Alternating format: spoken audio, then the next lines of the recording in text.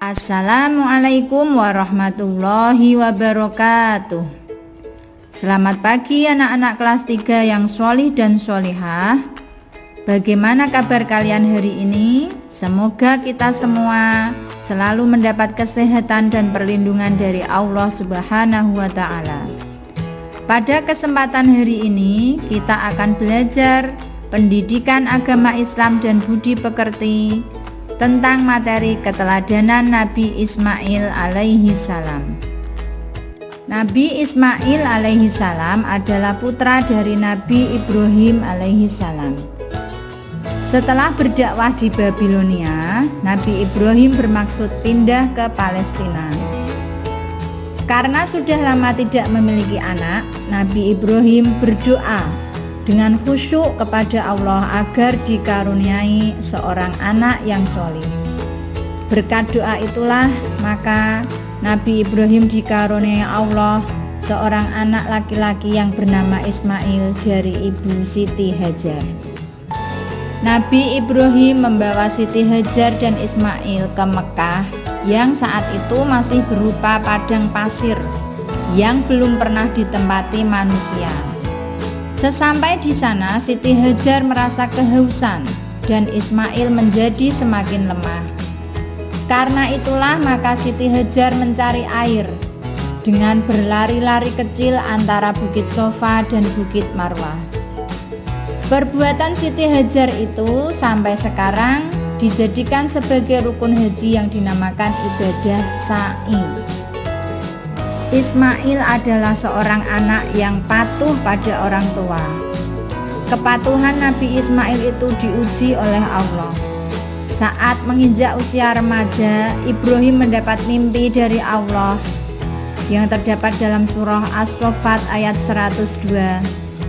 A'udzu billahi minasyaitonir rajim. Bismillahirrahmanirrahim.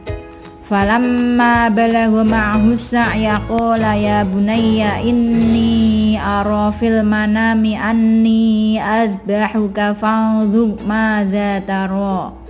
Qala ya abati if'al ma tu'mar satajiduni insya'allahu minas sabirin. Dalam ayat tersebut Allah berfirman melalui mimpi kepada Nabi Ibrahim yang berisi perintah agar mengorbankan Nabi Ismail untuk disembelih. Setelah mendapat perintah dari Allah melalui mimpinya, Nabi Ibrahim lalu membisikkan mimpi itu ke telinga Siti Hajar. Sebagai seorang ibu, ia sangat terkejut. Tetapi dia mengembalikan semuanya kepada Allah Subhanahu wa Ta'ala.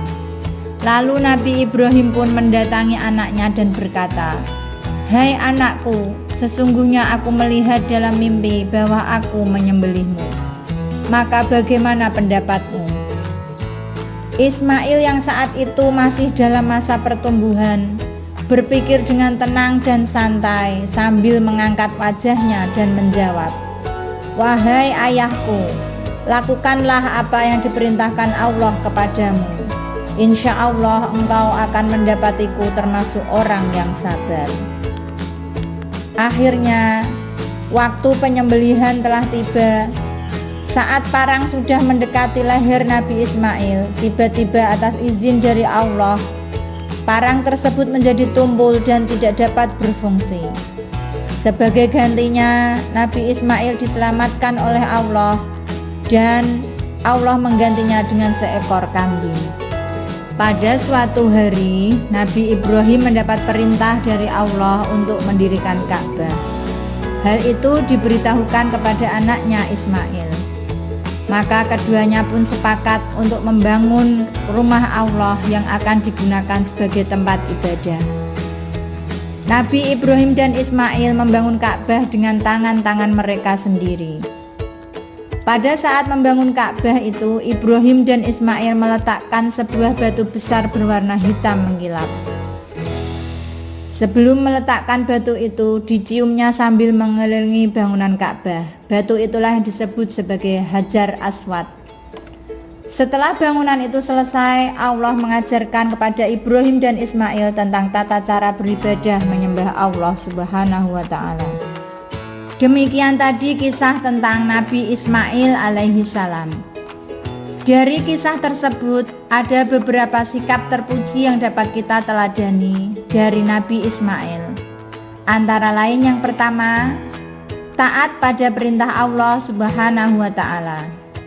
Nabi Ismail mematuhi perintah Allah agar dia disembelih untuk dikorbankan. Sikap terpuji yang kedua yaitu patuh dan berbakti terhadap orang tua. Nabi Ismail anak yang sangat patuh dan berbakti pada ayahnya Nabi Ibrahim dan pada ibunya Siti Hajar. Apapun yang diperintahkan kepadanya pasti akan dilaksanakan. Sikap terpuji yang dapat kita teladani yang ketiga yaitu ikhlas.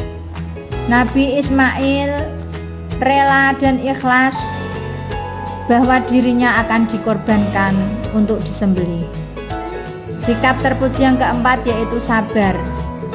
Nabi Ismail sabar dalam menghadapi ujian dari Allah. Yang kelima yaitu rela berkorban. Nabi Ismail merelakan dirinya untuk dikorbankan dengan disembelih. Nah, dari beberapa sikap terpuji tersebut hendaknya dapat kita teladani dan kita terapkan dalam kehidupan kita sehari-hari. Demikian tadi ulasan materi tentang keteladanan Nabi Ismail alaihi salam. Sampai bertemu kembali pada pembelajaran berikutnya. Terima kasih atas perhatiannya. Kita akhiri dengan ucapan hamdalah, alhamdulillahirabbil alamin, wal afwu minkum, tsumma assalamu alaikum warahmatullahi wabarakatuh.